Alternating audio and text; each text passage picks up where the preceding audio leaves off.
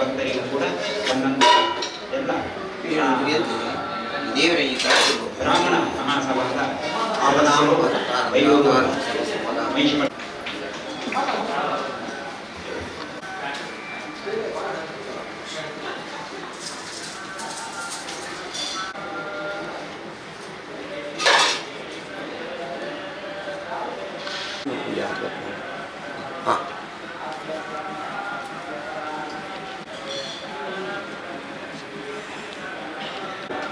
ಒಂದು ಚೂರಿ ಬಹಳ ಒಳ್ಳೆಯದು.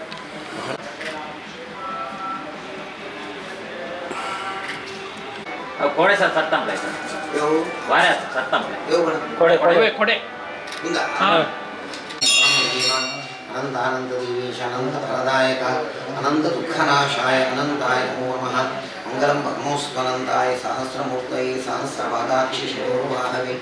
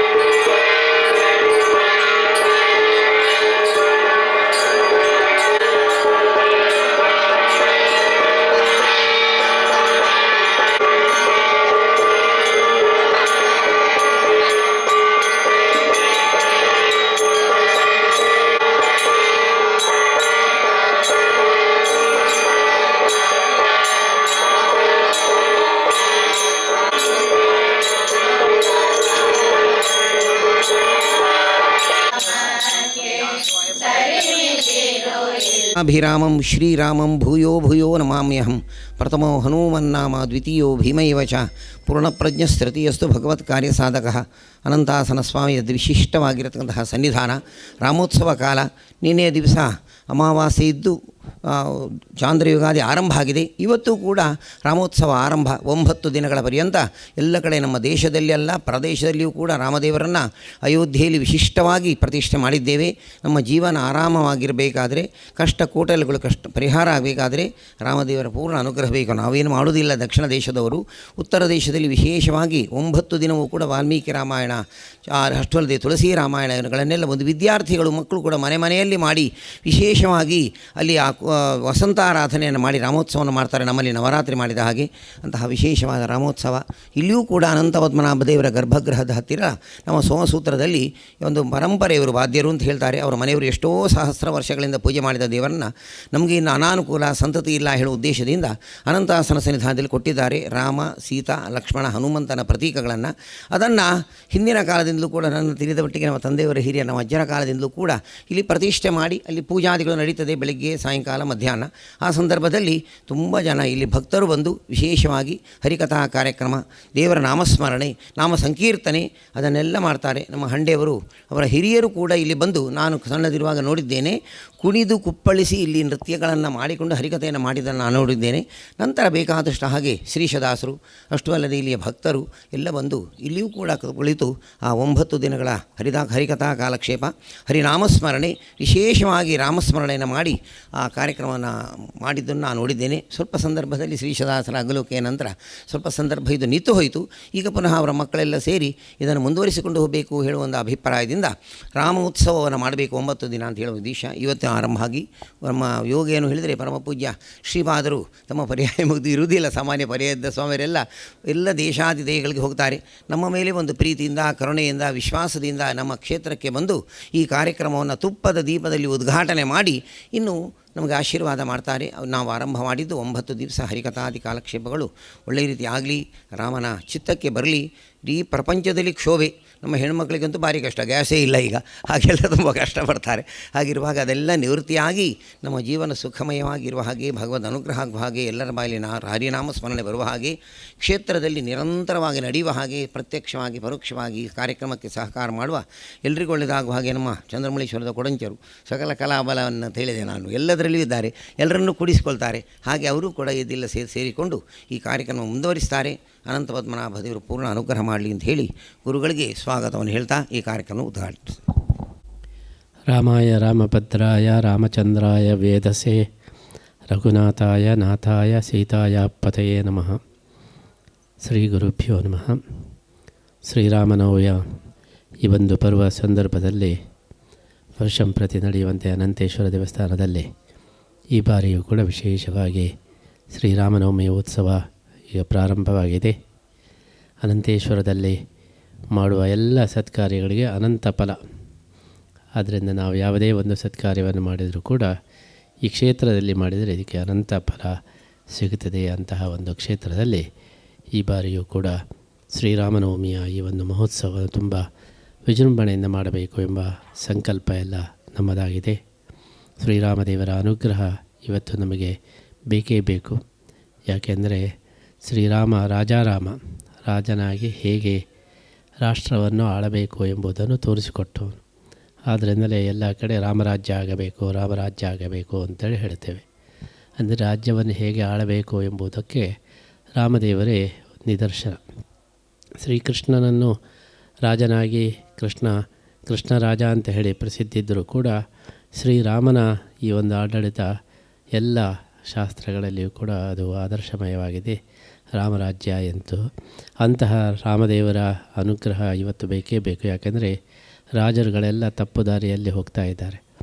ಆದ್ದರಿಂದ ಆ ರಾಜರುಗಳು ಸರಿ ದಾರಿಯಲ್ಲಿ ಬರಬೇಕಾದರೆ ರಾಜನಾದಂತಹ ಶ್ರೀರಾಮನ ಅನುಗ್ರಹ ನಮಗೆಲ್ಲರಿಗೂ ಬೇಕು. ಲೋಕಕ್ಕೆ ಸುಭಿಕ್ಷೆಯಾಗಬೇಕು, ಶಾಂತಿ ನೆಲೆಸಬೇಕು, ಭಯದ ವಾತಾವರಣ ಹೋಗಬೇಕು, ಎಲ್ಲರೂ ಕೂಡ ಸುಖ ಮತ್ತು ನೆಮ್ಮದಿಯಲ್ಲಿ ಬಾಳುವ ಹಾಗೆ ಆಗಬೇಕು. ಅದಕ್ಕೋಸ್ಕರ ಶ್ರೀರಾಮದೇವರ ಅನುಗ್ರಹ ಬಹಳ ಅವಶ್ಯಕ. ಈ ದೃಷ್ಟಿಯಲ್ಲಿ ಈ ಶ್ರೀರಾಮನವಮಿಯ ಉತ್ಸವ ಅದು ಅತ್ಯಂತ ಫಲಪ್ರದವಾಗಲಿ ಅಂತೇಳಿ ಈ ಸಂದರ್ಭದಲ್ಲಿ ಹಾರೈಸ್ತಾ ಈ ಒಂದು ಉತ್ಸವವನ್ನು ಹರಿದಾಸರುಗಳು, ಹರಿಕಥಾ ಕಲಾವಿದರು ಎಲ್ಲ ಮುಂದುವರಿಸಿಕೊಂಡು ಬಂದಿದ್ದಾರೆ. ಅದರಂತೆ ಈ ಬಾರಿ ನಮ್ಮ ಶ್ರೀಶದಾಸರ ಮಗ ಹಿಂದಿನಿಂದಲೂ ಕೂಡ ಇದನ್ನು ಮುಂದುವರಿಸಿಕೊಂಡು ಬಂದಿದ್ದಾರೆ. ಹಂಡೆದಾಸರ ಕಡೆಯಿಂದಲೂ ಕೂಡ ಇದು ನಡೆದು ಬಂದಿದೆ.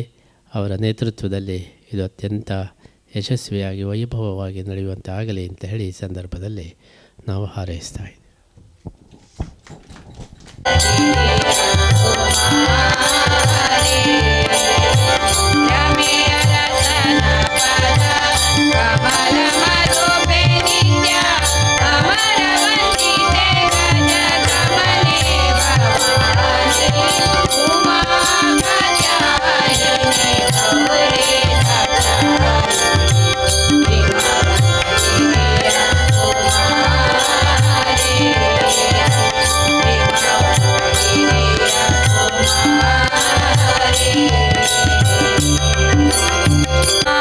ರಾಮೆನ್ನಿರೋ